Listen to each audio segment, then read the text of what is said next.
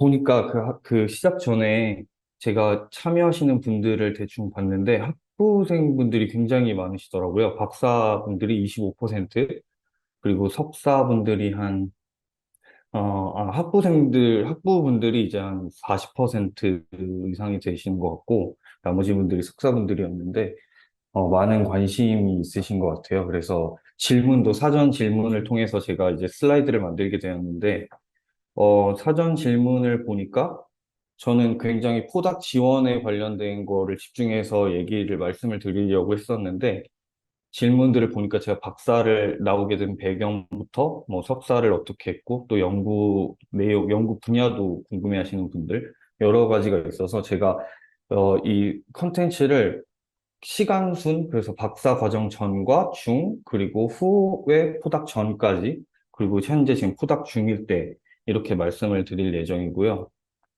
자기소개는 좀 이런 곳곳에 들어가 있기 때문에 생략을 하도록 하고 연구 분야를 간략하게 말씀을 드리겠습니다.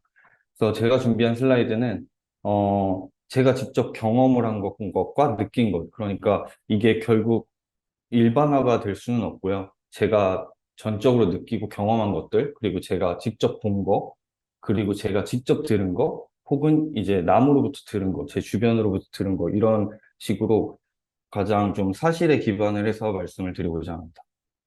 그 연구 분야를 말씀을 드리자면 여기 빨간색 칸으로 되어 있는 게 플루이드 다이내믹스예요. 그래서 압축성 유체가 기체인 거고 비압축성 유체는 액체. 그리고 오른쪽 아래 보시면 이제 혈류인데 혈류도 액체이기 때문에 이것들을 이제 플루이드 다이내믹스 분야 안에 이 모든 것들이 있다고 보시면 됩니다.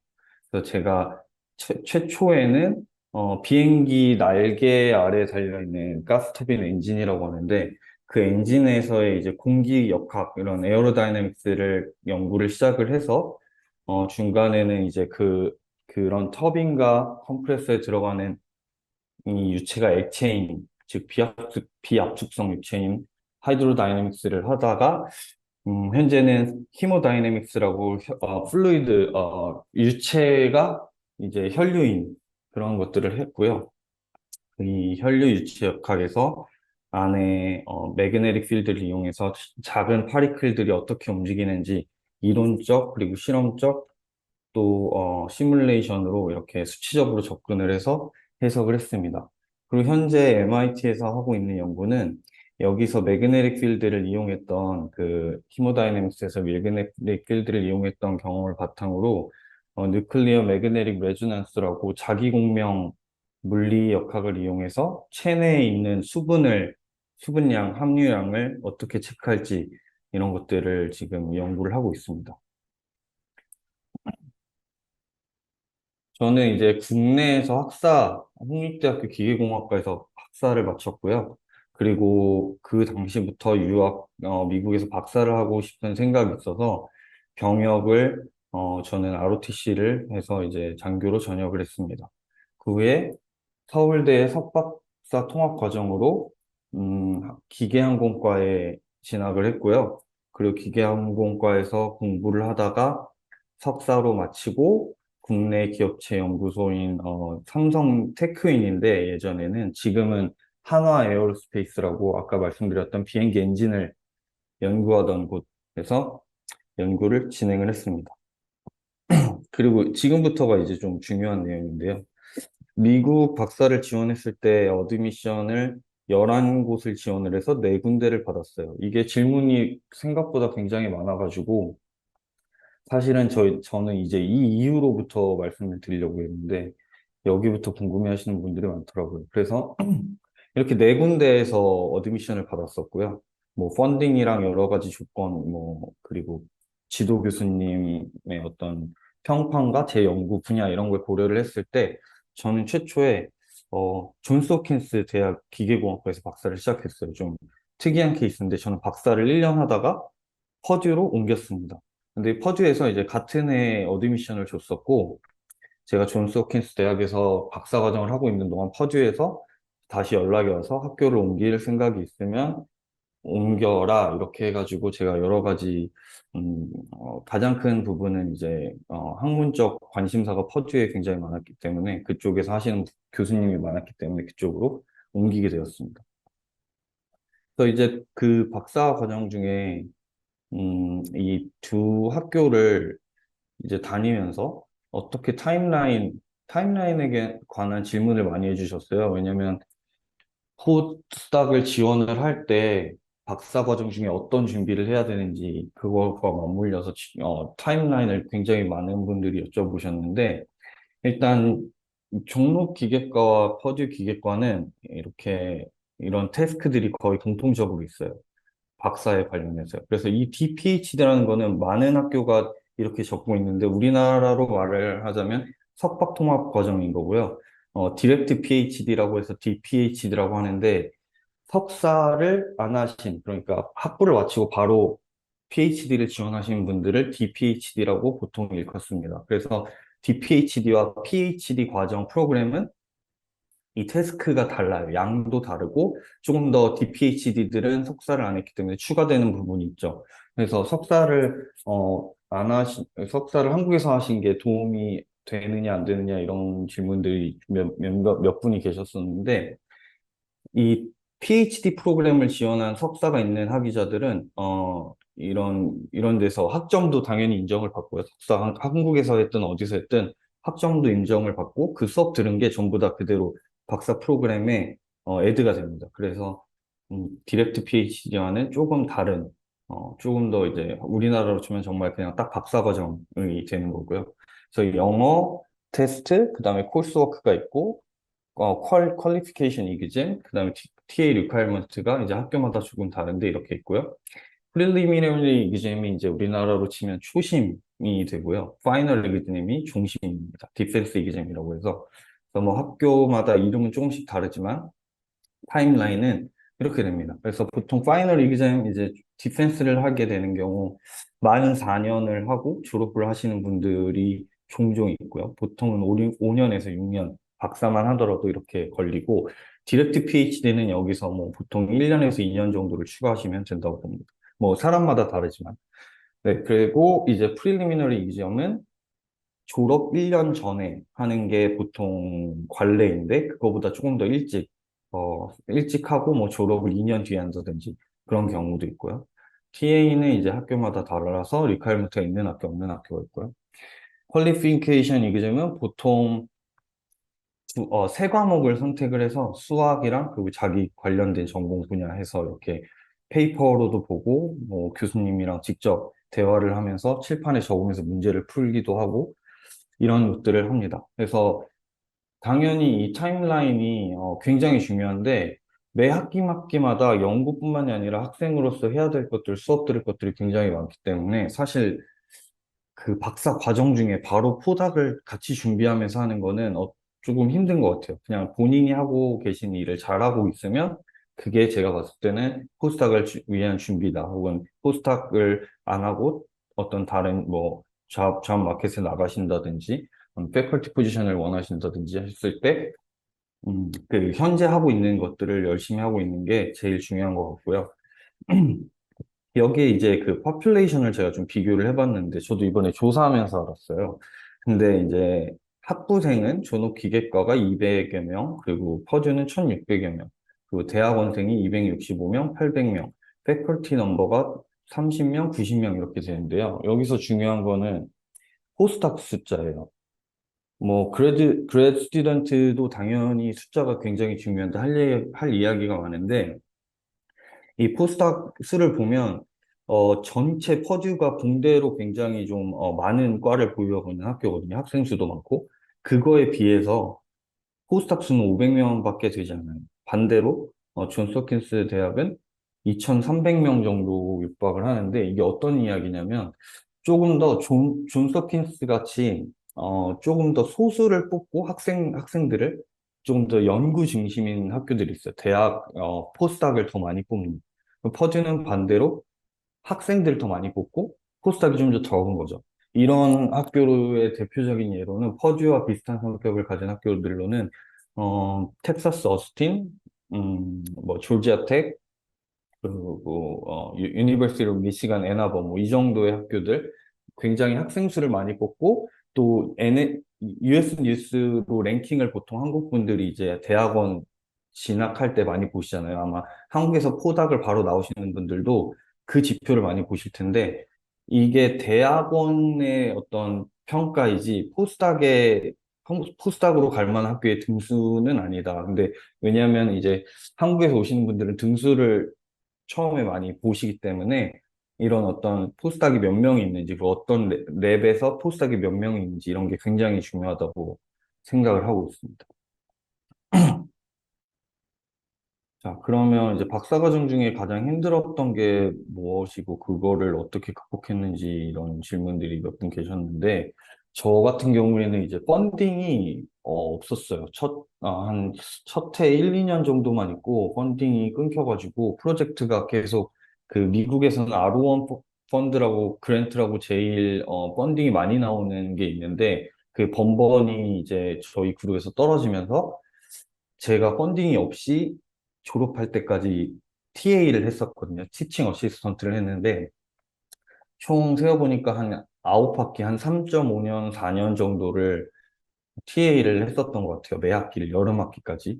그래서 거기에 시간을 엄청나게 많이 할애를 했고, 좀 이제 주변에 있는 친구들과 많이 비교를 했죠. 왜냐면 RA를 받고 이제 그 연구조교라고 하죠, RA는. RA를 받으면 정말 자기 일만 하고 자기 논문에 관련된 일만 하고 이렇게 졸업을 할 수도 있는 학생이 있는 반면 자기 논문도 제출하고 하는 반면 TA는 미국에서 지금 학교를 다니시고 계신 분들도 있겠지만 수업 이 로드량이 좀 한국이랑은 많이 달라서 TA 자체도 로드량이 엄청 많아요. 보통 일주일에 만약에 첫 TA를 해보신다 이러면 한 30시간에서 40시간 정말 일주일 내내 TA 업무에 매진을 해야 되는 학기가 생길 수도 있고 그렇기 때문에 저는 그게 가장 저의 힘든 부분이었고 이제 그 제일 학생 수도 많고 또 할 일도 많은 수업이었지만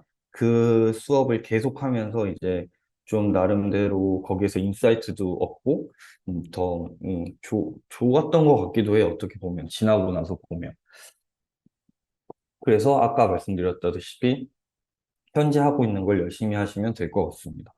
타임 매니지먼트도 코스웍도 굉장히 방금도 말씀드렸지만 미국의 대학원 코스웍은 한국보다는 조금 더 어려웠던 것 같아요. 그러니까 내용은 결국에 똑같은데 숙제가 어, 숙제가 이제 학부생 3, 4학년일 때만큼 엄청 매주 거의 숙제가 나오고요. 시험 공부도 1차, 2차, 3차 다 시험을 보기 때문에 굉장히 열심히 할 수밖에 없는 환경이었던 것 같습니다. 그래서 세 과목만 한 학기에 들어도 거의 연구를 못하고 수업만 들어야 될 정도로 그렇게 했었고, 이제 TA는 이게 원래 위크에 20시간만 이게 명시적으로 돼 있는데, 사실 그렇지 않아요. 그래서 이제 만약에 TA를 하셔야 되는, 지금 TA를 하고 계신다는 미국에서 대학원 하시는 분이 계셨는데, 웬만하면 대학원 수업을 TA를 하시는 게 조금 더 로드량이 적고, 언더그레이드 수업을 하게 되면 수업 인원수에 따라서 이제 채점해야 될 양도 굉장히 많고, 질문이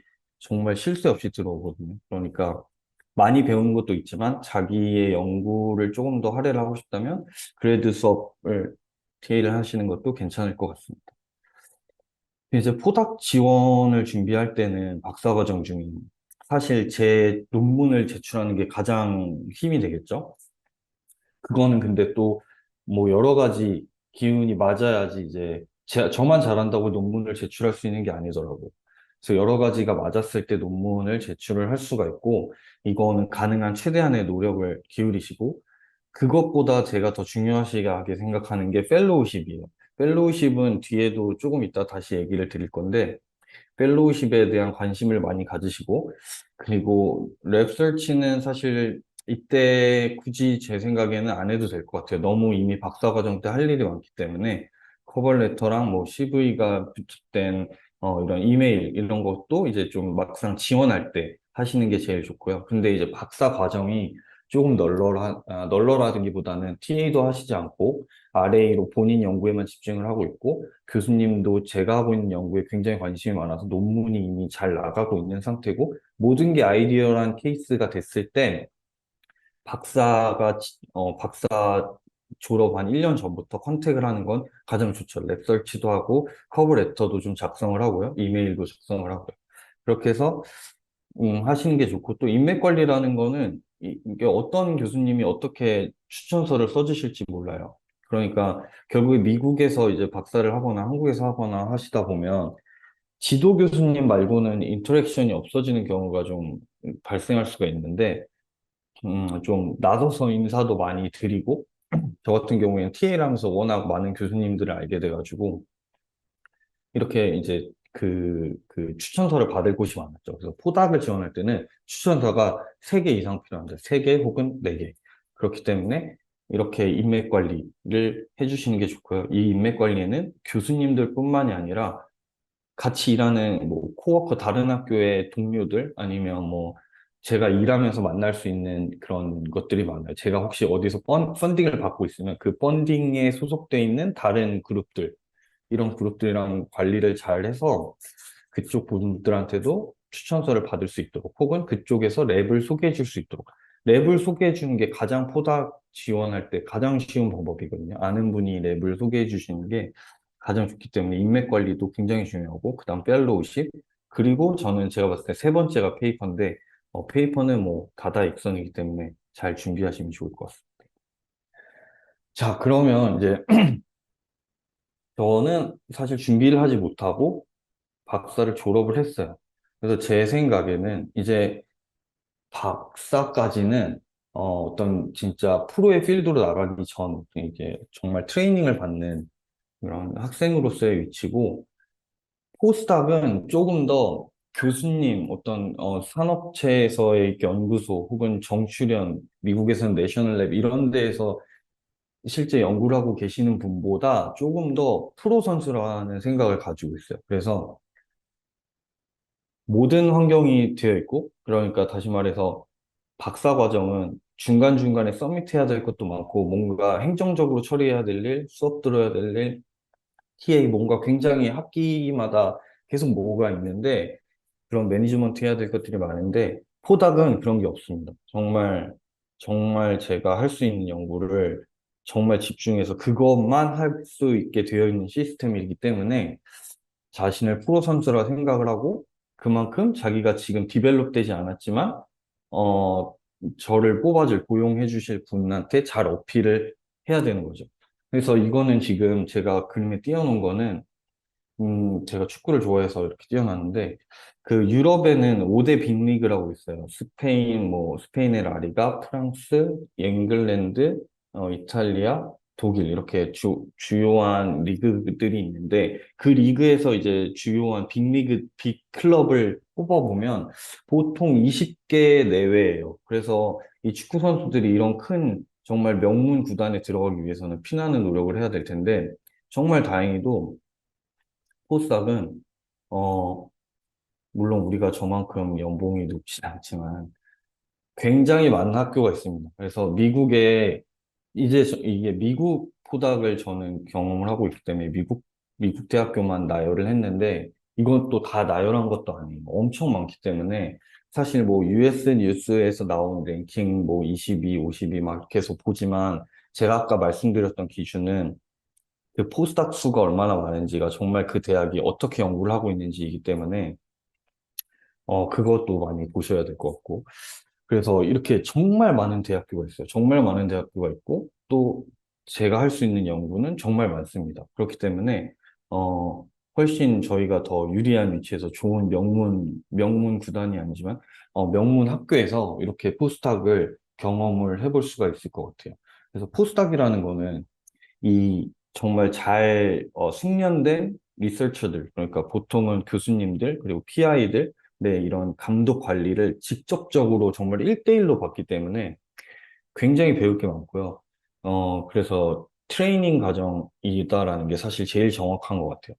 우리나라 말로는 박사 후 연구원이지만, 당연히 연구를 제일 주로 하지만, 교수님의 어떤 학업적인 스타일과 그리고 어떤 정신적인 면도 배울 수 있고 그래서 정말 PI에게 굉장히 많은 영감을 얻을 수 있는 그런 위치라고 생각합니다. 그래서 포스닥은 여러 가지 말로 불리고 있는데요. 포스트닥터럴 트레이닝, 제일 제가 생각했을 땐 트레이닝가 맞는 것 같고, 포스트닥터럴 리서처, 그다음 포스트닥터럴 펠로우, 포스트닥터럴 스튜던트라고 불리는데 많은 학교들이 포스트닥터럴을 스튜던트라고 생각하고 있습니다. 저도 그렇게 생각을 하고 있고, 아직 여전히 배울 게 많다. 그렇지만, 이제 우리는 어떤 뭔가 행정적인 이런 불필요한 것들을 하지 않고 정말 연구만 할 수 있는, 프로답게 연구만 할 수 있는 그런 위치에 있다. 그렇게 생각을 합니다. 다음 슬라이드로 넘어가면,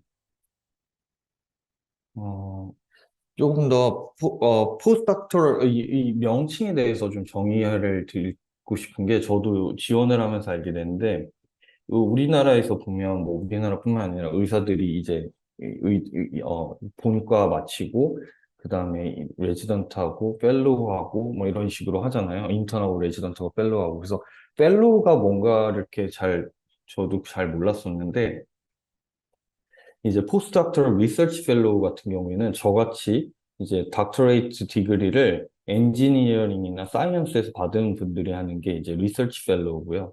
그다음에 MD, 그러니까 메디컬 스쿨에서 닥터 학위를 받으신 분들은 클리니컬 펠로우라고 해서 똑같이 박사 후에 하는 펠로우지만 클리니컬 펠로우를 하시는 분들, 저희 같이 이제 리서치를 하시는 분들. 물론 MD 분들도 클리니컬 펠로우를 하면서 연구도 같이 하시는 분들도 계시고, 하지만 이렇게 좀 단어가 나뉜다, 이런 말씀을 드리고 싶고요. 그리고 비지팅 스칼러 같은 경우에는 학생으로 어떤 학교에 방문을 하는 분들도 있고, 또 박사를 졸업을 하고, 이제 비지팅 스칼러로 오시는 분들이 있어요. 이게 개념이 뭐냐면, 그 펀딩을 이제 저는 저희 이제 한국인으로서의 말씀을 드리자면 한국에서 펀딩을 가지고 미국으로 포스닥을 오는 분들이 꽤 많으세요. 근데 이게 펀딩을 가지고 오니까 확실히 받아주는 곳이 더 많겠죠? 더 유리한 위치에 있는데 이 비지팅 스칼러가 간혹 가다가 포스닥으로 인정을 안 해주는 그런 단체 뭐 학교도 있고 어떤 기업도 있고 그렇게 있어요. 왜냐하면 펀딩 자체를 펀딩 소스가 그 해당 학교가 아니기 때문에 연구원은 해당 학교가 아니라 한국에서 가져온 거기 때문에 조금 더 어떻게 보면 그 경쟁력이 약한 상태로 거기 가서 하고 있다라는 인식이 어느 정도 조금은 있는 것 같습니다. 근데 사실 이 펀딩을 가져온다는 것 자체가 굉장히 셀렉트 된 분들이고 엄청난 경쟁력을 통과하신 분들이기 때문에 저는 그렇게 생각은 하진 않지만 그렇게 구분이 되는 경우가 종종 있어요. 왜냐하면 학교에서 이 서류를 뗐을 때 포스트닥터럴 리서치 어소시에이트, 포스트닥터럴 리서치 펠로우라고 뜨는 게 아니고 비지팅 스칼러로 뜨기 때문에 거기서 조금 차이가 있을 수 있지만 이거는 이제 학교를 가게 된 다음에 잘 교수님이랑 얘기를 해서 바꿀 수가 있습니다. 그럼 이제 그 미국에 제가 아까 말씀드렸던 이제 막 5대 리그 명문 클럽처럼 미국에서도 굉장히 큰 리서치 센터, 리서치 그룹 이제 탑 티어에 있는 것들을 보면 보통은 이제 저희가 알고 있는 연구실들은 프로페서가 한 분 계시고 그 밑에 포스닥이 뭐 한 명 혹은 없거나 그다음에 그레지트 스튜던트들이 이제 뭐 네 명에서 많은 데는 11명 뭐 이런 식으로 있는 랩이 많고요. 그래서 이게 이제 제가 그린 일반적인 사실은 여기 중간에도 다 없고 교수님 한 분의 대학원생 이게 일반적인 구조라면 이 탑 티어에 있는 정말 큰 그룹들은 교수님 아래 어소시언트 그리고 리서치 프로페서까지 다수 계세요. 다수 계시고 시니어 리서치 사이언티스트라고 이런 분들은 거의 교수님이랑 연배도 같으시고 거의 능력도 같으시지만 티칭을 안 하시고 이제 주로 연구만 하시는 그리고 리서치 사이언티스트는 밑에서부터 하는 게 좋겠네요. 그러니까 이제 언더그레드 스튜던트 한두 학기 정도 하는 리서치 인턴이 있고요. 그리고 포스트 언더그레드 그러니까 학부를 졸업하고 나서 리서치 테크니션을 하시는 분들이 있어요. 이분들은 어떤 걸 원해서 하는 거냐면, 이분들은 한 1년에서 2년 정도 랩에서 일을 하는데, 테크니션으로. 이렇게 하고 굉장히 높은 대학원 박사를 진학을 목표로 하든지, 혹은 미국에서 이제, 그 MD, 메디컬 닥터를 하기 위해서 이렇게 좋은 랩에서 리서치 테크니션으로 1년에서 최대 3년 정도까지 굉장히 많이 있습니다. 저희 랩에는 지금은 나갔지만 이런 분들 굉장히 많고요. 그 다음에 석사 학생, 박사 학생이 이루어져 있는 게 그레이지 스튜던트. 그리고 포스닥은 PhD를 받은 그 날짜로부터 만 3년 이내만 지원 가능한 그런 랩들이 상당수 존재해요. 좀 잘 나가고 있는 그런 연구실들은 그렇게 3년 이내만 하고, 그리고 5년 이내로 제한을 두는 경우도 있고요. 또 반대로 이걸 질문해 주신 분이 계세요. 제가 알아봤을 때 아예 이런 제한이 없는, 그러니까 박사를 졸업을 하고 몇 년이 됐든 포스닥으로 들어갈 수 있는 그런 연구실들도 있고요. 그런데 주로 이렇게 좀 제한을 걸어둔 데가 많습니다. 그리고 포스닥이 됐다고 한들 이 포스닥 안에서 3년, 이제 5년을 넘어가지 못해요. 그래서 3년까지는 그냥 이제 포스닥이라고 부르고, 이것도 이제 그 위에 시니어 포스닥도 포스닥이라고 부르지만, 연봉도 좀 당연히 높아지고, 그 연차마다 연봉도 높아지고, 시니어 포스닥은 조금 관리자 개념처럼 하시는 분들이 많아요. 그래서 4, 5년 차 포스닥 분들, 시니어 포스닥 분들이 많고, 그리고 이 보스턴에는 포스닥을 정말 5년까지 하시는 분들이 굉장히 많습니다. 그리고 이제 3년 차 혹은, 4년 차 혹은 5년 차에서 프로모션을 해야 되는데, 이제 진급을 하지 못하면 포스닥도 더 이상 할 수가 없어요. 무조건 나가야 돼요. 그래서 이제 진급을 하면 그게 인스트럭터라고 부르는데, 하는 일은 조금 더 본인 연구도 하지만 조금 다른 포스닥들도 좀 봐주고 하는 그런 개념이고, 여기 리서치 사이언티스트부터가 이거는 진짜 그냥 잡이에요. 평생 잡처럼 연봉도 굉장히 높고, 여기 밑에까지는 이제는 템포럴이고, 여기서부터는 이제 그냥 정말 뭐 연구소에서 근무하시는 연구원 개념인데, 연봉도 굉장히 높고요. 제가 아시는 분은 이 시니어 리서치 사이언티스트를 좋은 랩에서 하고 계신데, 라이스 대학이라고 또 미국에 괜찮은 되게 좋은 학교가 있는데, 거기서 교수님을 하시다가 정확히 어떤 사유인지는 모르겠지만 다른 큰 랩에서 지금 시니어 리서치 사이언티스트를 하고 계세요. 그래서 그 정도로 굉장히 이게 높은 직책이다. 근데 보통은 이런 게 없습니다. 그래서 이렇게 들어갔을 때 처음에는 막 저도 이 지원만 하는 게 아니라 이런 게 막 관심이 있고 하니까 알아보는데 시간을 많이 썼어요. 그래서 이런 것들을 간략하게 말씀을 드립니다. 그러면 이제 우선순위를 보면 아까 펠로우십을 제가 말씀을 드렸는데, 일단 펀딩이 있는 대학원 지원할 때도 그랬지만 포스닥은 정말 펀딩이 있으면 정말 갈 곳이 많아요. 그렇기 때문에 펠로우십을 박사 과정 때부터 포스닥 생각이 있으면 지원을 해보시고, 또 지원을 해보면서 그 작성하고 하는 서류들이 본인을 발전시켜주기 때문에 연구도 조금 더 날카롭게 만들어주고 하기 때문에 도움이 굉장히 될 것 같고요. 근데 저는 해보진 못했어요. 근데 이렇게 그랜트나 펠로우십을 되면 정말 잘 올 수 있다. 그래서 국내 박사분들 같은 경우에는 이제 국내에서 학위를 받으신 분들은 국외 연수라는 프로그램이랑 세종과학 펠로우십 안에 있는 국외 연수 트랙이라는 게 있어요. 저는 이거를 이제 미국에서 박사를 했기 때문에 이걸 몰랐는데 이쪽에 와서 이쪽 동료들한테 이야기를 들었습니다. 그래서 근데 이게 아쉽게도 미국이나 어떤 해외에서 학위를 받으신 분들은 지원을 할 수가 없는 걸로 알고 있어요. 제가 죄송합니다.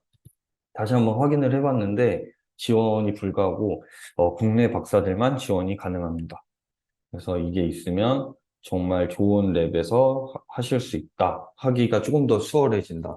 그리고 해외 박사는 이게 굉장히 문제인데, 펠로우십 프로그램들이 다수 존재하지만 유럽 같은 경우에는 어떻게 되는지 모르겠지만 미국은 다분히 자국민 중심이어서 사실은 기회가 많지는 않아요. 없다고는 말씀을 못 드리는 게 저는 노력을 하면 된다라고 믿는 사람이기 때문에 정말 샅샅이 뒤져서 펠로우십 프로그램을 다 지원을 해보고 그 중에 하나는 반드시 되실 건데 지원하신 분들은 저는 이것까지는 알아보지는 못했어요. 그 여러 가지 제가 졸업을 막 언제 할지도 모르고 이런 상황이어가지고 이거는 하지 못했고 그렇지만 제가 드리고 싶은 말씀은 미국인도 마찬가지고, 펠로우십이 있는 경우에는 그 뽑아주시는 교수님이 전혀 부담이 없는 거예요. 그냥, 와서 너 그냥 어차피 너 돈으로 하니까 한번 와서 해봐.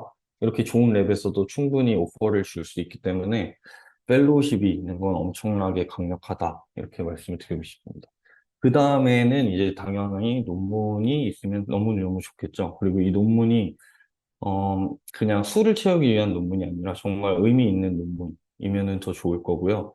꼭 논문이 없더라도 자기가 했던 연구가 의미가 있으면, 음, 충분히 가능합니다. 전혀 문제가 없고요. 또 이제 그거에 반증하는 의미로 그 제가 아까 말씀을 드렸어야 했는데 제가 다녔던 두 대학 포함을 해서 여러 미국의 대학들은 한국 대학과 다르게 졸업할 때 논문이 리퀘어먼트가 아니에요. 그러니까 논문이 없어도 충분히 박사를 받을 만큼 연구를 했다고 지도 교수가 판단이 되면 박사학위를 받는 것이기 때문에 한국도 아닌 학교들이 있겠지만 제가 다녔던 학교는 박사의 졸업 그 필수 요건 중에 하나가 SCI급의 논문을 적어도 서밋을 해야 되는 걸로 알고 있는데 음, 그 말은 다시 이제 돌려서 얘기를 하면 포스닥을 지원할 때 논문이 없어도 자기가 했던 연구가 충분히 그쪽 관련돼 있고 또 거기 기여할 만한 능력이 있으면 논문이 없어도 포스닥을 할 수가 있습니다. 그렇지만 이제 계속 논문은 돼야겠죠. 그래서 이제 이 in progress라고 적어놓은 거는 교수님 이제 그 컨택을 했을 때 당연히 거짓말로 하면 안 되겠지만 이제 진짜 드래프팅을 자기가 작성을 하고 있는 게 있으면 하고 있고 그다음에 매니스크립이 던이 됐는데 아직 어떤 인터널적인 리뷰가 안 끝나서 서밋을 안 하고 있는 경우 그런 경우는 이제 매니스크립 던이 되겠고 뭐 서밋을 했을 땐 서밋에 그다음에 이게 이제 리뷰 과정을 거치고 있으면 언더 리뷰하고 아직 퍼블리시가 되진 않았지만 억셉트됐으면 억셉트까지 해서 이런 세세한 것들을 이제 CV나 그런 곳에 넣어주시면 좋을 것 같고요. 아까 말씀드렸듯이 추천인은 3명에서 4명이 필요해요. 그래서 미국은 저는 이제 미국에 나오기 전까지 학연 지원을 막 하는 게 안 좋은 거라고 인식이 있었는데 미국은 전혀 그렇지 않더라고요. 오히려 자기가 아는 사람을 추천해주고 아는 사람에 대해서만 믿음이 있고 그래서 학연 지원이 굉장히 강해요. 그래서 너 그 친구 알아? 그러면 그 친구 먼저 봐야겠네 하고 다른 지원자들은 거의 보지 않을 정도로 학연 지원이 굉장히 중요합니다. 그래서 이제 이 인맥에 대해서는 자대, 이 S를 제가 그 여러 개로 얘기를 한 건데, 이제 포스닥을 지원할 때쯤 되면은 자대가 한 군데가 아닌 경우들이 있어요. 그래서 자대들의 찬스, 그리고 교수님들도 여러 분 계시겠죠? 교수님들, 그리고 동료들, 그리고 학회들, 이런 곳에서 많이 찬스를 얻어야 돼. 그리고 이 맨땅을 저는 이제 맨땅에 헤딩을 한다는 표현으로 적은 건데, 이걸 왜 찬스라고 했냐면, 이것조차 굉장히 좀 다른 분야로 제가 접해볼 수 없었던 분야의 어떤 기회를 줄 수 있기 때문에 맨땅도 찬스라고 표현을 했습니다. 그래서 이제 우선순위는 이건 이제 포닥을 지원을 하고 있을 텐데, 이렇게 펠로우십부터 쭉 하다가 이제 당연히 랩을 찾아야겠죠. 근데 여기에는 연구 적합성, 그리고 흥미, 또 제일 중요한 게 내 재능으로 해당 연구실에 기여할 방법이에요. 저희는 학생이 이제 아니기 때문에 당연히 배우고는 있지만 저희가 반드시 그 랩에 뭔가를 내주어야 돼. 결과를 내줘야 되고, 그게 꼭 학문적 성과가 아니더라도, 뭐 그 랩에서 어떤 교수님이 수업을 하고 있으면 그 수업을 대체할 만큼 그 관련된 수업을 잘 알고 있다든지, 그쪽 TA 경험이 있다든지, 혹은 뭔가 교수님이 정말 필요로 해야 되는 어떤 그런 것들을 실험실을 세팅을 해줄 수 있다든지, 뭐 소프트웨어를 내가 좀 만질 줄 안다든지, 꼭 뭔가 논문을 지금 바로 내지 못하더라도 그 연구실 전체 생활에 기여를 할 수 있는 그런 거를 좀 많이 어필을 하면 좋은 것 같아요. 그래서 웹을 찾아볼 때 이게 이 연구실이 어떤 실험실을 갖고 있고 어떤 퍼실리티, 어떤 뭐 애퍼레러스 이런 것들을 가지고 있는지 다 체크를 하고 제가 거기에 조금 더 해박한 지식을 가지고 있으면 조금 더 어필을 해서 나 이런 거를 할 수가 있다. 그래서 내가 기여할 수 있는 방법을 꼭 말씀을 드려야 되고 그래서 이거는 가치는 개인 가치인데요. 저는 이제 펄듀가 굉장히 시골에 있었기 때문에 도시를 꼭 가고 싶었어요. 그 물가, 뭐 지역도 있고 그 얼마나 안전한지 그리고 뭐 도시냐 시골이냐 주변 여가 생활이냐 혹은 또 이제 뭐 미국에 나와도 한인들이 하고 싶은 뭐 먹고 싶은 거 그리고 가고 싶은 게 그런 게 어느 정도 있는지 그런 한인이 거주율이 얼마나 되는지 이런 것도 굉장히 중요할 수가 있어요.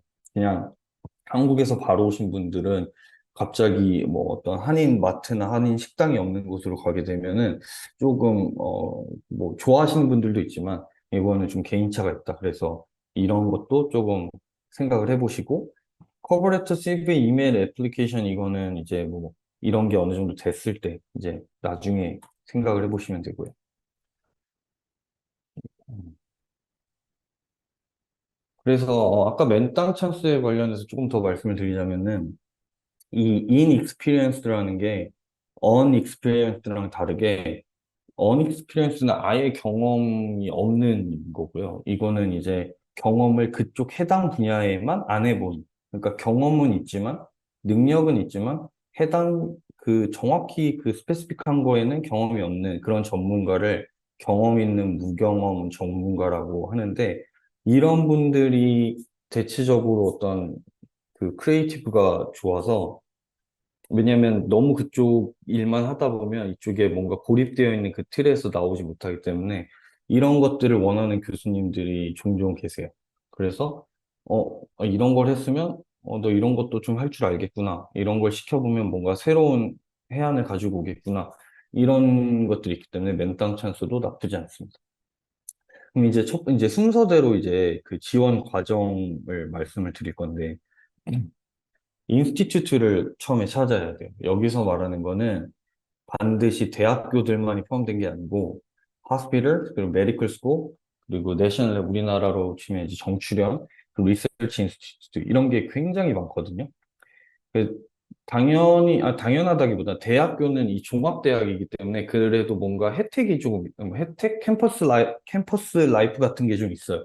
뭔가 뭐 운동시설이라든지 출퇴근 버스라든지 이런 게 조금 학교다 보니까 그런 것들은 조금 더 누릴 수 있는 게 있지만 하스피럴도 굉장히 좋은 포닥 자리들이 굉장히 많고요. 메디컬 스쿨도 마찬가지고, 의대 마찬가지고, 내셔널 랩, 리서치 인스티튜트 이런 것들이 굉장히 많습니다. 그래서 이거를 꼭 다 같이 찾아보시고 이쪽에 오히려 지원자가 조금 덜할 수도 있기 때문에 많이 찾아보시고 그리고 이제 여기서 인스티튜트들을 이제 몇 개, 뭐 아마 다 보셔야 될 텐데 이제 그 안에서 모든 디파트먼트들을 봐야 돼요. 저는 기계과, 학석박 다 기계과인데 제가 하고 있는 일이 이제 전반적인 사이언스부터 엔지니어링, 의대에 걸쳐서 다 해요. 그러니까 어떤 교수님이 뭘 전공하셨던 간에 연구에 이렇게 지내다 보면서 이쪽에 관심이 있으면 그거를 이제 그쪽 해당 실험실에서 하게 되는데 저는 그쪽에 기계과로서 전문가가 될 수가 있는 거죠. 그래서 단순히 기계과, 뭐 전기과 이렇게 뭐 공대 몇 개만 보는 게 아니라 사이언스도 다 봐야 되고 피직스, 케미스트리, 그리고 뭐 바이올로지 이런 데도 전부 다 제가 하는 게 들어가 있는 경우가 굉장히 많고요. 그래서 원하는 아까 말씀드렸던 뭔가 뭐 이런 지형, 물가 이런 여러 가지를 해가지고 뭐 본인만의 기준이 생기겠죠. 그러면 이제 뭐 저 같은 경우에는 지역이 좀 큰 기준이었는데 그 지역에서 해당하는 원하는 학교, 그다음 뭐 병원 이런 걸 검색을 해가지고 이렇게 이렇게 좀 다운하면서 찾으면 좋을 것 같습니다. 지금 보면 순서라고 했는데 1번이고 나머지가 다 2번이거든요. 이거는 무슨 말이냐면 전부 다 동시에 이루어져야 돼요. 디파트먼트를 찾으면서 찾음과 동시에 이메일도 적고 완벽이라는 건 없어요. 그러니까 그냥 봤을 때 일단 써서 보내고, 다음 분한테 보낼 땐 조금 더, 이 말을 넣었어야 되는구나 하면서 보내고, 절대로 뭔가 완벽한 사람을 찾는 게 아니에요, 포스닥은.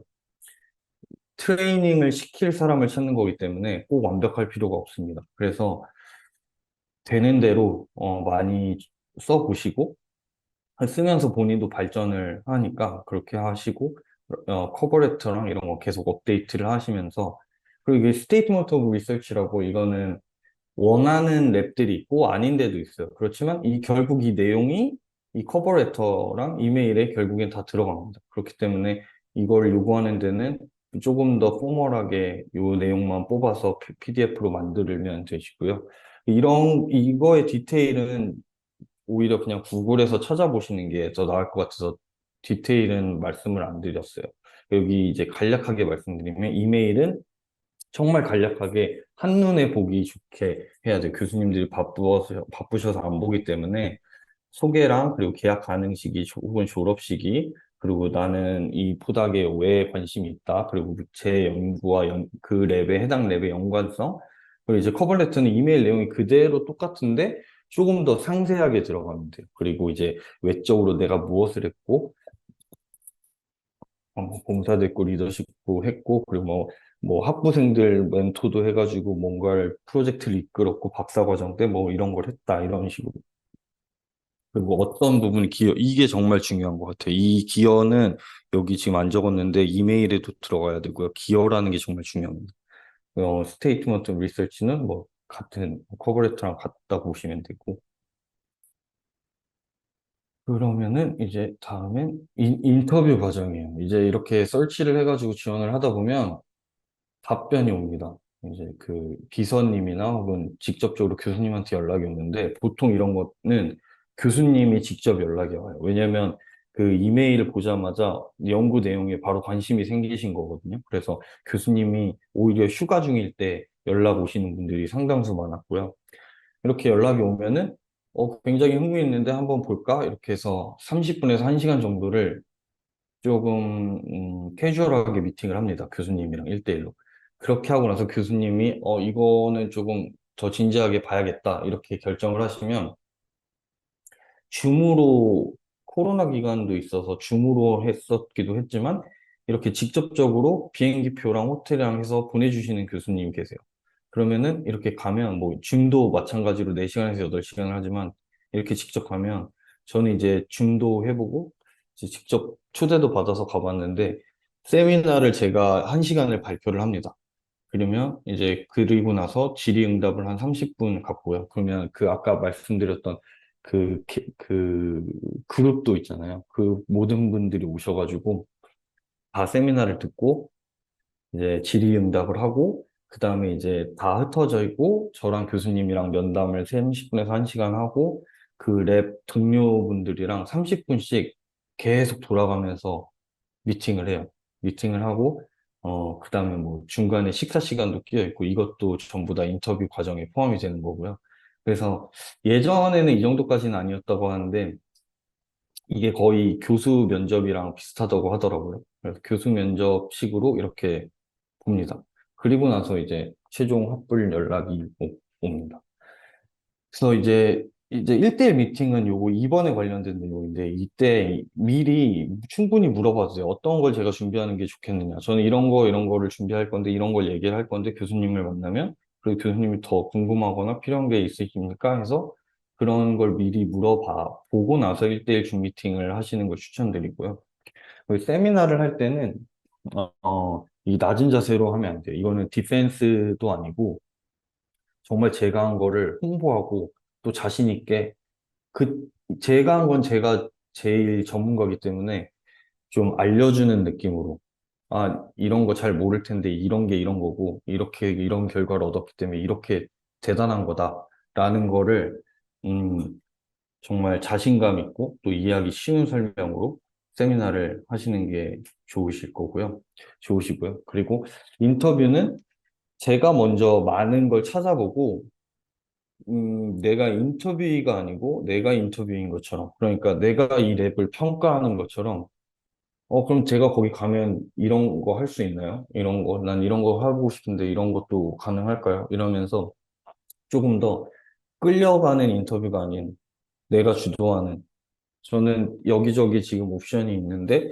여기도 제가 관심을 가져야 될 만큼 이 랩의 강점이 뭔가요? 이 정도까지의 자신감을 가지고 사실 그렇게까지는 하긴 어렵지만 어쨌든 낮은 자세라기보다 조금 더 어그레시브하게 내가 이 랩에 꼭 가, 가서 할 수 있는 것들을 어필함과 동시에 나를 또 필요로 하는 이유를 듣고 싶은 느낌으로 이렇게 하시면 좋을 것 같습니다.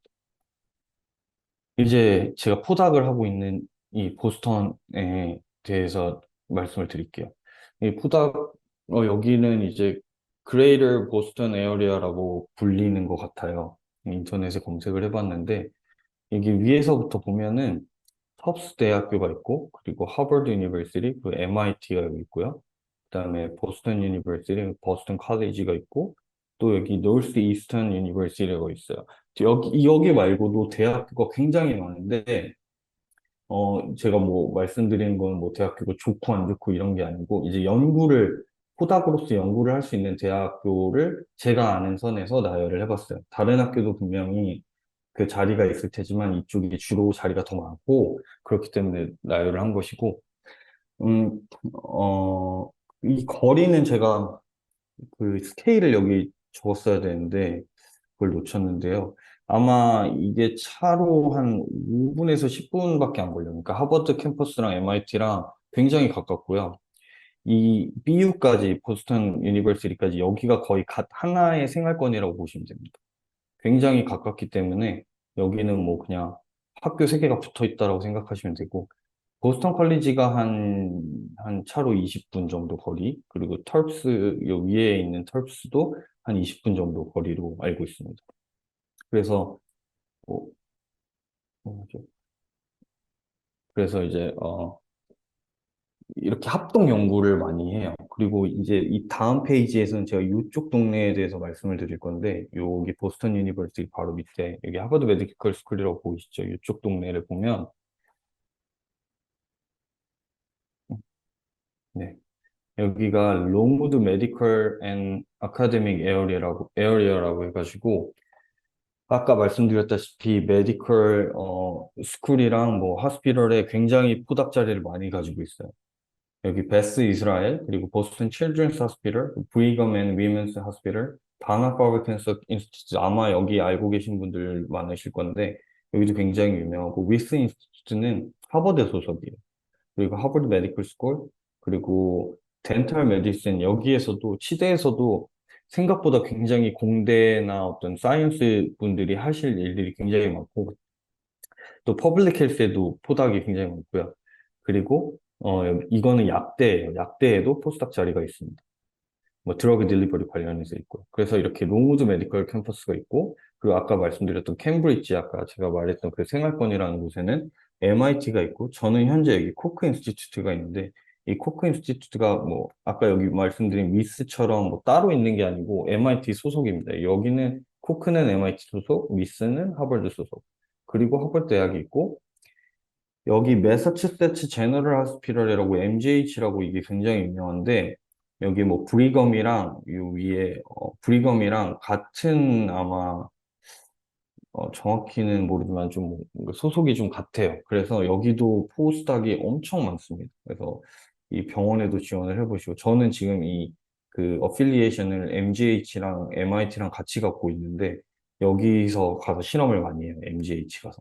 그리고 브라드 인스티튜트는 코크 인스티튜트 바로 앞에 있는데 여기는 MIT랑 하버드 소속입니다. 그래서 코크 인스티튜트에도 하버드 분들이 많이 오세요. 여기는 좀 뭔가 그런 조인트가 굉장히 많습니다. 그래서 이 MGH 자체도 이 하버드 메디컬 스쿨 소속이기 때문에 HMS 소속이기 때문에 저는 이제 이렇게 이메일도 가지고 있고 저같이 이렇게 여러 개 걸쳐 있는 분들이 많아요. 근데 펀딩을 어디서 받냐에 따라서 펀딩 소스가 하버드면은 브로드 인스티튜트에서 하버드 이제 소속이라고 말씀을 드리는 거고 아니면 MIT 소스가 나오면 그렇게 됩니다. 화이트드도 이제 브로드 인스티튜트랑 코크 인스티튜트랑 완전히 세 개가 완전히 붙어 있는데 여기도 같은 개념입니다. 레군 인스티튜트도 여기도 매스 제너럴이 MGH 여기에요. MGH, MIT, 하버드. 그러니까 여기는 정말 음, 정말 제가 미국 이번에 작년에 지원을 하면서 봤지만 여기만큼 의대랑 같이 협업을 해서 연구를 하는 곳이 정말 전 세계 어느 곳에도 없는 것 같아요. 여기는 이게 굉장히 강점이고요. 음, 아까 이제 다시 돌아와서 그 퍼퓰레이션에서 다시 말씀을 드리면은 MIT 기계과는 이렇게 돼 있어요. 언더그래드가 퍼드의 4분의 1, 그리고 그레드는 반 정도 되고, 이제 존스 홉킨스의 비유를 하자면 각각 한 2배 정도씩 돼요. 그래서 이 패컬티 멤버의 수도 굉장히 중요한데, 왜 그러냐면 이 패컬티 멤버가 박사 과정을 뽑을 때 보통 1년에 한 명을 뽑거나 안 뽑거나 두 명을 뽑아요. 그러니까 에버리지 하면은 보통 패컬티 멤버의 수만큼 박사생을 뽑는 거예요. 그래서 제가 존업에 입학했을 당시에는 25명인가 교수님이 그랬었는데, 그래서 제가 박사 동기가 20명이었고, 퍼즈는 제 동기가 90명이었어요. 그리고 MIT는 제가 대학원을 다니고 있는 건 아니기 때문에 정확히 모르겠지만, 여기는 근데 교수 수가 대학원생 수보다 엄청 많죠. 그래서 더 많은 케어를 받고 있는 개념이고, 여기는 이제 그만큼 학생 수가 적은 만큼 교수 수도 적고, 여기는 이제 또 MIT 기계과는 기계과 포당만 90명이고 전체 학교로 봤을 땐 1,400명이 있다고 해요. 그러니까 이 1,400명 중에 이렇게 본인이 들어가기에는 이제 500명보다는 조금 더 가능성이 있을 수 있는 거죠.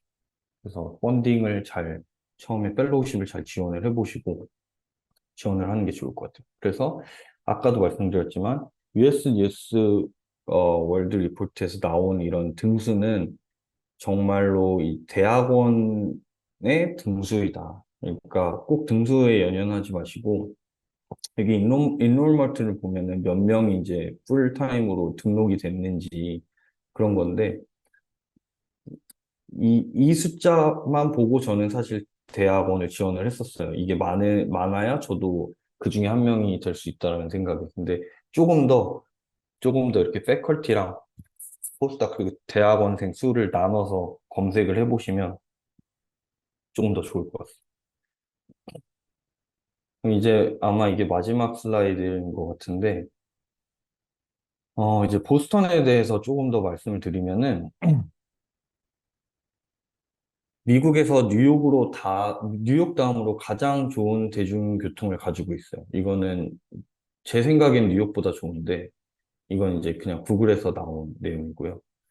차가 없어도 되는 동네다. 그래서 한국에서 바로 보스턴으로 오신 분들은 적응하기가 정말 좋으세요. 다른 어떤 동네보다 제가 알기로는, 제가 경험한 미국으로는 제일 좋습니다. 차가 없어도 충분히 살 수가 있고, 차가 있는 게 오히려 부담이 될 만큼 굉장히 잘 돼 있고, 정말 안전하고요.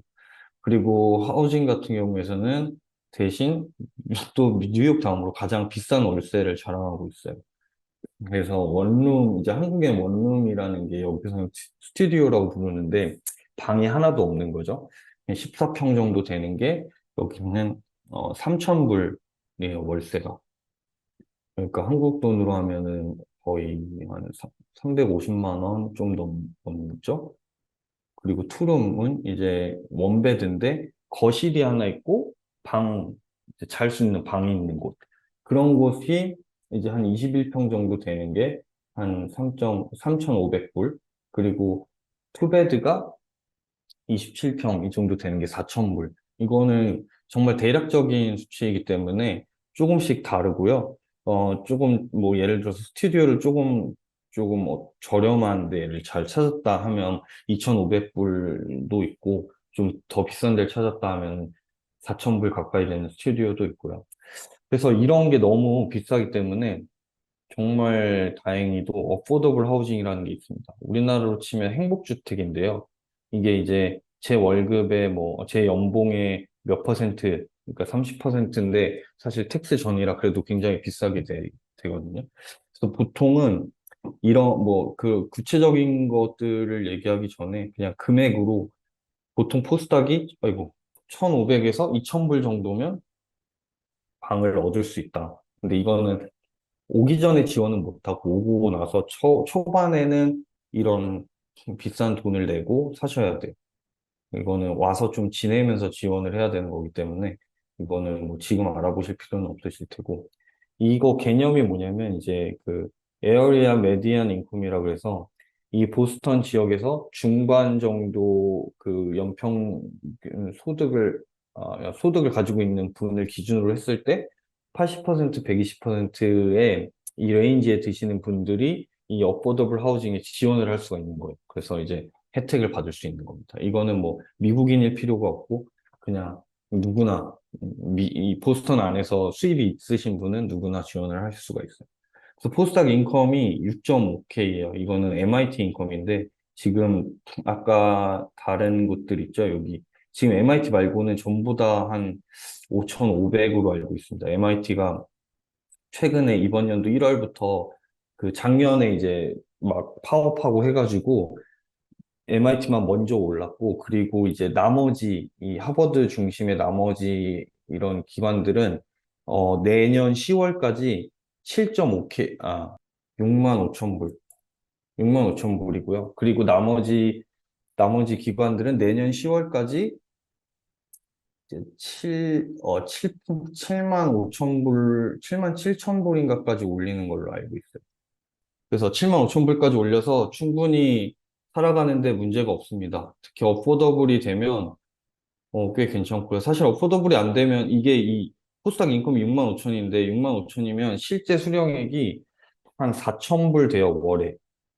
여러 가지 다 세금이랑 하고 되면 4천 한 100불, 200불 정도 되는데 이렇게 원룸, 투룸을 이렇게 비싼 돈을 이제 월세로 내고 살게 되면은 이때는 굉장히 힘들고 그래서 반드시 어포더블 하우징 저는 운이 좋게 와서 한 5개월 정도 만에 행복주택이 돼가지고 어포더블 하우징이 돼서 이제 4천 불 초반에서 이제 이 정도를 페이를 하고 나머지로 지내고 있습니다. 그리고 이제 이 6만 5천 불이 사실 한국 돈으로 환산을 하면 아마 8, 9천만 원 정도 될 거예요. 그래서 연봉 1억이 미국에서는 사실 굉장히 낮은 금액입니다. 그래서 연봉 1억을 미국에서 받고 있다고 해도 거의 이 어포더블 하우징이 있기 때문에 저는 다행인 거고 보통 직장인이 연봉 1억인 경우가 많거든요. 뉴욕, 보스턴, 캘리포니아 이런 데서. 혼자 살기가 어렵습니다. 차 불리기도 어렵고. 어쨌든 한국이랑은 이 돈 개념이 조금 많이 다른 것 같습니다. 그 날씨는 이곳은 사계절이 뚜렷하고 또 대서양이 인접해가지고 해양 기후 그리고 보스턴 이 시티 내에서도 갈매기들이 많이 다니고요. 그 대신 비가 많이 와가지고 준 겨울이 이제 10월에서 4월 10월이랑 4월에도 눈이 옵니다. 근데 이거는 뭐 시카고 저희가 있었던 인디애나도 마찬가지였고 근데 보면 그냥 해마다 다른 것 같아요. 그래서 2017년, 18년 겨울 이때는 정말 미국 전체가 다 추웠고, 지금 요번 여름은 덥지 않았고, 겨울도 그닥 춥지 않았습니다.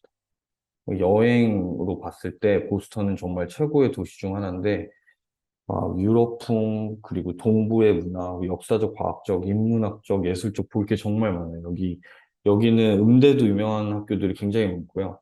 미국의 줄리어드만큼 유명한 NEC라고 있습니다. 보스턴 뮤직 스쿨도 굉장히 유명하고, 또 버클리 실용음악 음대도 있고요. 굉장히 유명한 학교들이 있고, 또, 볼 게 정말 많습니다. 그래서 막 길도 이게 캘리포니아는 되게 직선으로 팍팍 뚫려 있는데 계획 도시여서 이곳은 예전 마차길을 그대로 이제 길로 만들었기 때문에 차가 다니기에는 좀 복잡해요. 뭐 목표 지점이 저기지만 이렇게 직선으로 갈 수 없고 엄청 이렇게 가지만 그만큼 도시가 좀 역사도 있고 볼 것이 굉장히 많다. 그래서 미국에서 한국인으로 살기에는 제 개인적인 생각과 주변 여러분들의 생각으로 봤을 때 가장 좋은 도시라 생각합니다.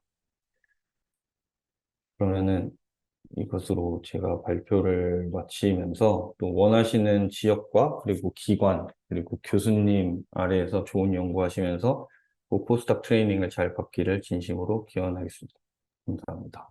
그래서 브러드 인스티튜트, 레건 인스티튜트는 연구소가 많은 것 같은데 PI를 봤을 때 MI 하버드 어필리에이션이 아닌 인스티튜트에만 소속이 있는 PI의 경우도 있던데, 이건 어떤 경우일까요?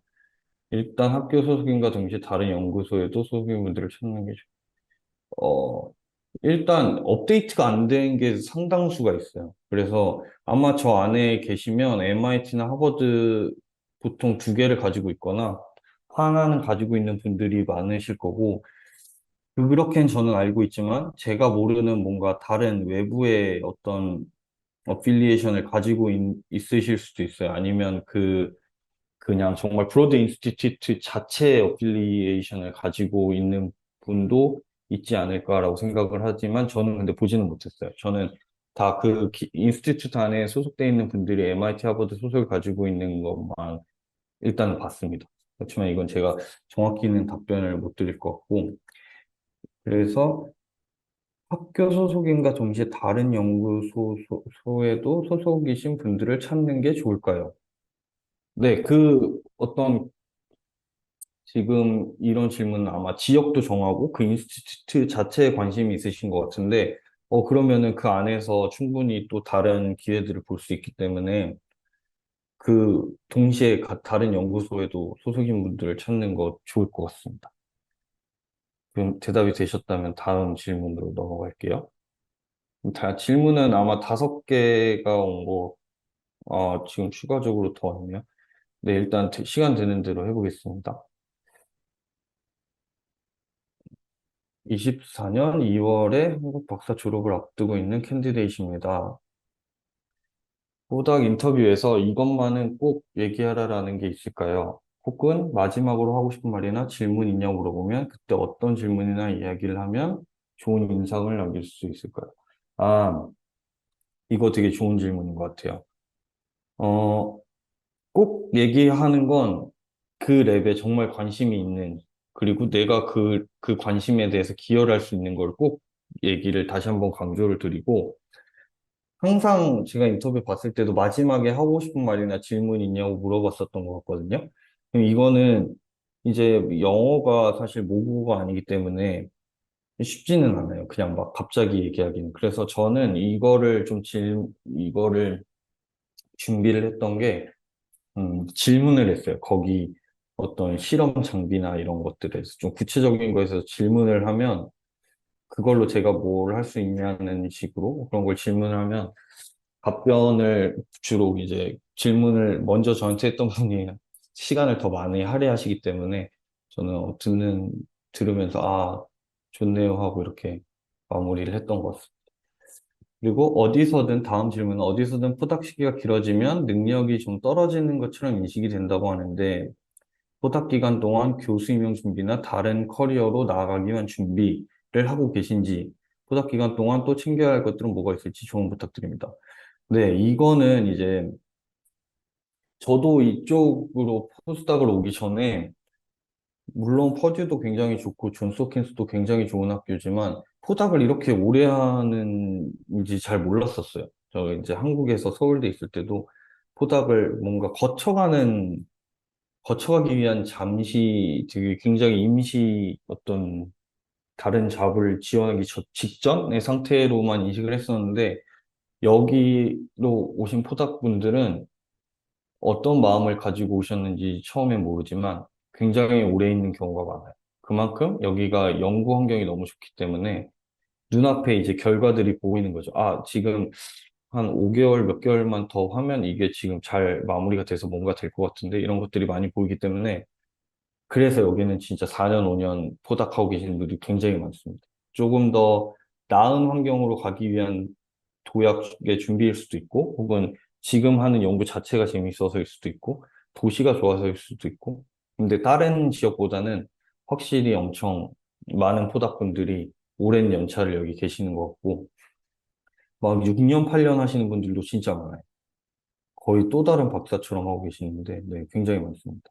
그래서 이제 제 개인적으로는 저는 1년 정도만 하고, 1, 2년 정도만 하고 떠날 생각이었는데, 저도 지금 연구가 굉장히 재밌기 때문에, 그래도 3년 안에는 이제, 1년이 마음속에서 늘어나긴 했어요. 근데 3년 안에는 나갈 생각이고, 다른 커리어로 나가기 위한 준비는 현재는 하고 있지 않습니다. 그냥 저는 이제 아직 1년 차, 1년이 만으로 1년도 안 됐기 때문에. 아, 그리고 포닥은 1년씩 계약이에요. 그래서 교수님이 이제 저한테는 처음에 2년을 같이 했으면 좋겠다라고 말씀은 하지만, 이제 1년을 처음에 오퍼를 주고, 하는 퍼포먼스와 그리고 이 프로젝트에서 계속 펀딩이 남아 있는지 여러 가지 조건을 따져서 이제 연봉을 올리면서 2년차 계약을 합니다. 그리고 또 2년차가 끝날 때 또 3년차 계약을 하고 그래서 1년씩 계약을 하게 되고 나가는 거는 본인 마음이 나가는 건 여기 교수님들은 뭔가 다른 걸 생각해서 간다 하면 되게 가서 잘해라 이렇게 해주시는 편인 것 같습니다. 포닥 기간 동안 잘 챙겨야 할 것들. 이거는 저도 포닥을 한 지 아직 1년이 안 됐기 때문에 잘 조언을 못 드리겠네요. 일단, 지금 하고 있는 걸 열심히 하는 게 정답일 것 같고요. 그리고 다음 질문으로는 추천서 인물로서 포스닥들도 괜찮은가요? 만약 해당 랩에 아는 사람이 있다면. 이거는 왠지 아닐 것 같아요. 일단, PI 위주로 받는 게 제일 좋을 것 같고요.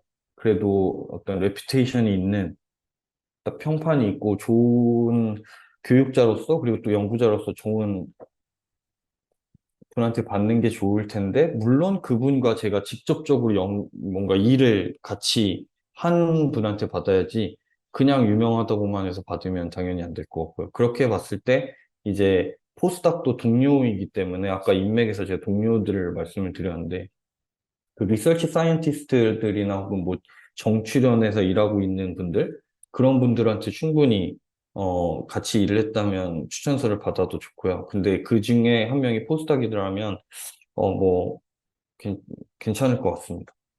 본인을 잘 알고 특히 일을 정말 잘 같이 했던 그런 분들한테 받아야 하는 게 중요할 것 같아요. 그리고 박사과정 중 미국 대학 비지팅 리서치로서 경험이 있는데 아, 이게 이제 아까 말했던 비지팅 스칼라, 이제 그 경험을 하신 분인 것 같은데, 해당 랩 이외에도 다른 곳도 지원하는 것이 좋을까요? 네, 이거는 너무 물론입니다. 왜냐면, 비지팅 리서치 스칼러 뭐 이런 걸로 방문을 했을 때 거기에 좋은 인상을 분명히 남겨주셨겠지만, 그 해당 랩에서 지금 당장 펀딩이 부족하거나 혹은 그 해당 랩에서 그거 프로젝트를 하기 위한 박사생을 뽑았다거나 뭔가 어떻게 상황이 변했을지 몰라요. 그렇기 때문에 이게 개런티를 받은 게 아니기 때문에 다른 곳에도 그분이 아셔도 괜찮습니다. 다른 곳에도 당연히 지원을 하셔야 되고요. 저 같은 경우에는 이제 인비테이션을 받고 보스턴을 갔을 때 거기서 만나보게 될 뭐 하버드 뭐 물리학과 교수님 막 이렇게 되게 많았었어요. 근데 제가 그 가는 그 교수님, 그러니까 저한테 인비테이션을 줬던 교수님이랑 같은 층에 있던 다른 두 분이랑도 제가 약속이 있었는데 이분들도 다 알고 계셨고 그래서 이제 알아서 이렇게 정리를 해주셨습니다. 그리고 그걸 전혀 나쁘게 생각하지 않아요. 그래서 이렇게 여기 이렇게 인터뷰를 세 곳에서 보기로 했는데 우리는 이렇게 셋이 얘기를 했으니까 그냥 너 여기 가서만 봐라 해가지고 거기서 잘해라 이렇게 인터뷰를 받고요. 그러니까 워런티가 돼 있는 게 아니기 때문에 개런티가 돼 있는 게 아니기 때문에 다른 곳도 충분히 지원을 하시는 게 좋을 것 같고요. 논문 실적 관련하여 질문이 있습니다. 연구실이나 피해에 따라 평가 기준이 상이겠지만 포닥 지원 시 공동 일저자 실적인 경우에 맨 앞인지 아닌지에 따른 인식 혹은 평가하는 차이가 큰지 궁금하며 특히 네이처 사이언스급의 논문에는 어, 공동 일저자면 이게 맨 앞인지 아닌지에 따른 인식 큰 차이가 없을 것 같습니다. 이거는 제가 정확한 답변은 못 드리겠고요. 특히 포닥을 뽑을 때는 이게 어떤 뭐, 한국 교수 지원할 때 점수제처럼 하는 게 아니기 때문에 큰 의미가 없을 것 같습니다. 국내 기업체 연구소에 다니시다가 미국 박사를 지원하신 가장 큰 계기가 무엇인가요? 회사에서 학계로 간 거는 사실, 제가 말씀드렸던 아까 그 가스터바인 엔진 자체가 한국의 기술이, 미국에 비해서 많이 딸려요. 그래가지고 그걸 미국에 가서 배워오고 싶어서, 미국 박사를 지원하게 됐습니다. 다른 지원자들 대비 본인이 가지고 있는 강점.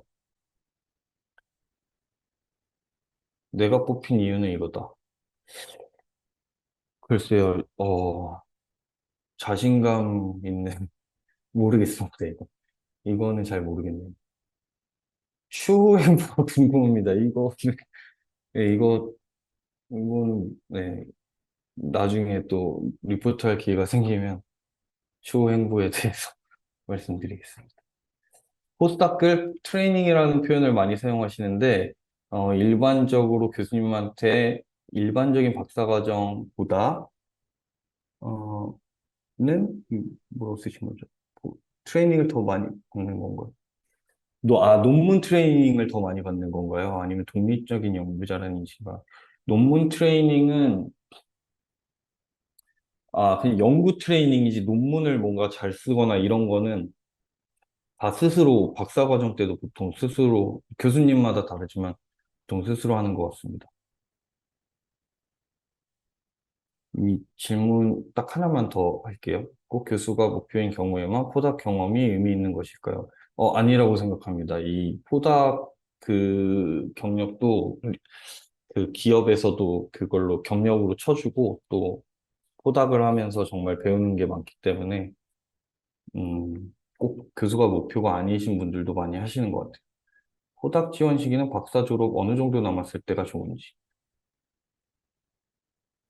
프로포절 후가 좋고, 그러니까 프로포절이 여기서 말씀하신 게 아마 그 초심인 것 같은데, 초심 후, 그러니까 프리리미너리 이즘 후, 그리고 디펜스 전에 하시면 조금 더 시간적으로 여유가 있지 않을까 생각합니다. 그리고 교수님과 조율은 언제나 중요한데, 박사 과정 때도 교수님의 어떤 타임라인에 좀 끌려가는 것보다 본인이 이렇게 드리블을 하면서 하시면 좋을 것 같아요. 네, 좀 질문이 몇 개 더 있는데, 이제 아마 시간이 다 된 것 같아가지고, 다음에 또 좋은 기회로 뵀으면 감사하겠습니다. 감사합니다.